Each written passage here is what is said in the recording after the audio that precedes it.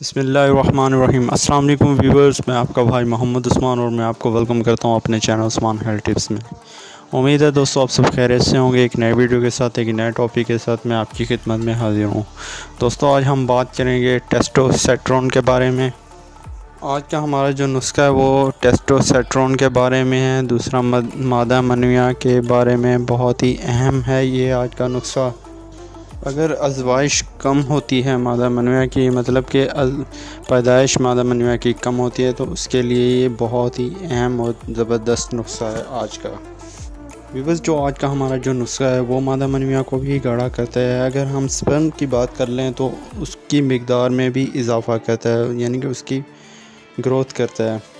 तो इसकी क्या वजूहात हैं, इसकी क्या अलामात हैं, इसमें यूट्यूब पे मेरी बहुत सी वीडियो हैं, आप जाकर वो देख सकते हैं। तो बिना वक्त ज़ाया किए आज हम चलेंगे अपने नुस्खा की जानिब। उससे पहले एक छोटी सी गुजारिश है, अगर अभी तक आपने हमारे चैनल को सब्सक्राइब नहीं किया तो काइंडली हमारे चैनल को जल्दी से सब्सक्राइब कर दें, बेल आइकन को प्रेस कर दें, ताकि हमारी ऐसी न्यू आने वाली लेटेस्ट वीडियो का नोटिफिकेशन आपको मिलता रहे। तो बिना वजह किए दोस्तों चलते हैं अपनी नुस्खा की जानिब।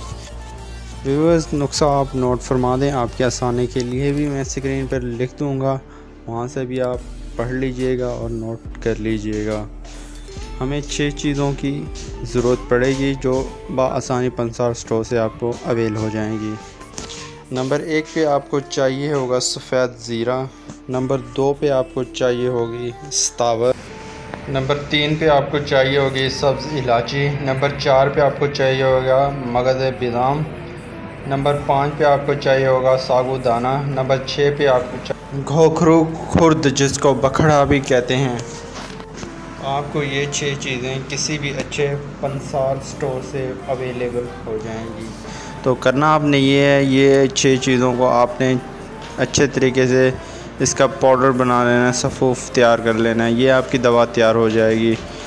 तो अगर इसके मिक़दार ख़ुराक की बात कर लें तो आधा किलो आपने दूध लेना है, उसको चूल्हे पे रखना है, उसको नीम गर्म करना है। जैसे ही वो हल्का सा गर्म हो जाए उसके अंदर आपने 1 टेबलस्पून यानी कि मिक़दार ख़ुराक 10 ग्राम उसकी होगी भरा हुआ, उसके अंदर आपने ऐड कर लेना है। तो उसको अच्छे तरीके से हिलाते रहना है। जायके के लिए हल्का सा मीठा या सब्ज़ इलायची ऐड कर सकते हैं।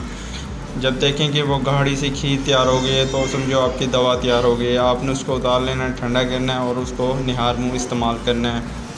ऐसे ही सुबह के निहार मुँह टाइम इस्तेमाल करना है, ऐसे ही आपने 5 से 6 बजे शाम के करीब इस्तेमाल करना है टाइम।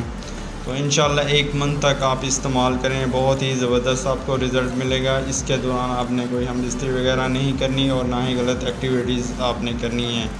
तो मुकम्मल तौर पर हर चीज़ से आपने परहेज़ रखना है। अब मैं वजाहत नहीं कर सकता, आप खुद समझदार हैं मैं जो कहना चाहता हूँ। तो जैसे ही आपको इंशाल्लाह आप इसको इस्तेमाल करें, आपको बहुत अच्छे नतीजे मिलेंगे। 1 मंथ इसको प्रॉपर्ली आपने यूज़ करना है।